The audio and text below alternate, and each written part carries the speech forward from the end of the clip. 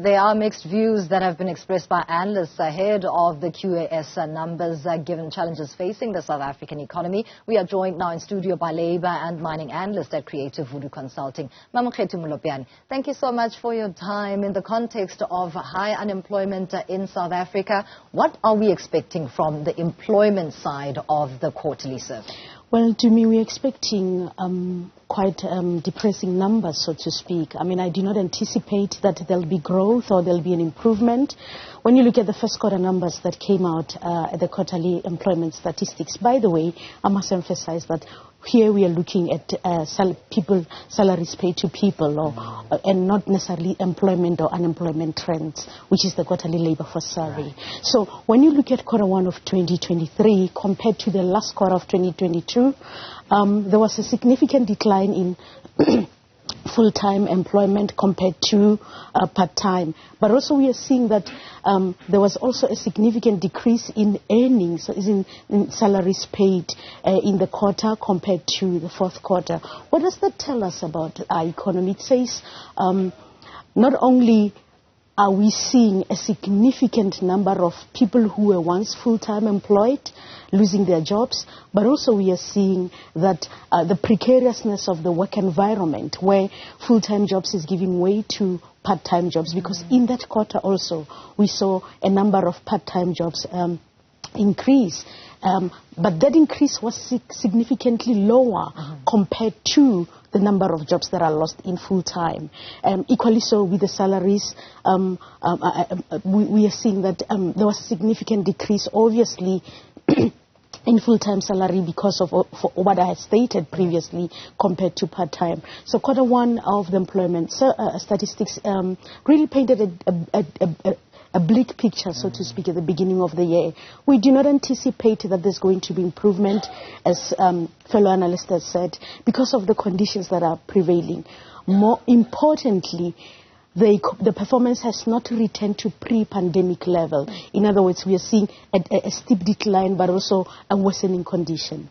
Is this sustainable for an economy such as South Africa? We have a much slower growth than everywhere else across the globe, and at the same time, historic unemployment is unlikely to be dealt with, given that particular element as well as the nature of the dynamics within the labour landscape currently. Oh, absolutely. I mean, when you look at the employment labour force survey at the time, and you look at the kinds of trends that were emerging, we have seen that at the time, quarter one of 2023, that is, more young people remain unemployed, but also the trend is that they are gendered. Also, we are seeing more women are unemployed, and also they are racialized in the sense that we are seeing more African women struggle to find employment. I always discuss this with you, that we have a crisis in South Africa of intergenerational unemployment, and that will eventually filter to intergenerational poverty, mostly located within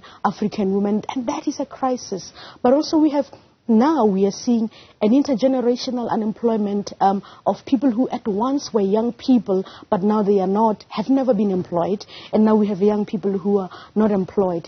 That is quite a bleak picture, considering we are in a continent and that is defined by a younger population. And South Africa is equally so. We are a country that has more younger people that are coming into the labour market but struggle to find employment. As a parting shot, where then is the structural reform that we hear of but yet to see implementation, and how is it meant to address exactly that, the historic nature of how unemployment is manifesting itself?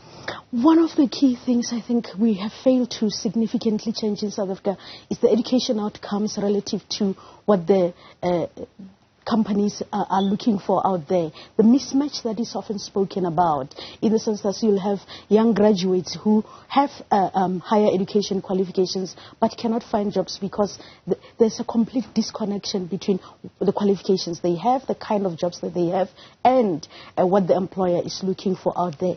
And another thing that as South Africa we have struggled to is in terms of policy reform and in terms of labour market policy reform. We continue to be choked, so to speak, a stronghold of politics over economic reality. By that I mean there's not a will to reform our labor policies such that they are flexible and they allow for the easy movement of labor in and out of the economy.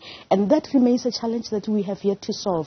We cannot entrepreneur ourselves out of employment as South Africa, because out of 10 entrepreneurs that start their business, only 4 will survive their first year, and only 2 will probably make it to the 5th year. We are not also a country that supports that culture of an entrepreneur, that you start a project, it fails, it starts up until you get it right. We are not a Silicon Valley kind of thing, or developed economies, so we cannot do that. And it's quite important, I think, moving forward, that government get the policy right. But I'll also come to the private sector.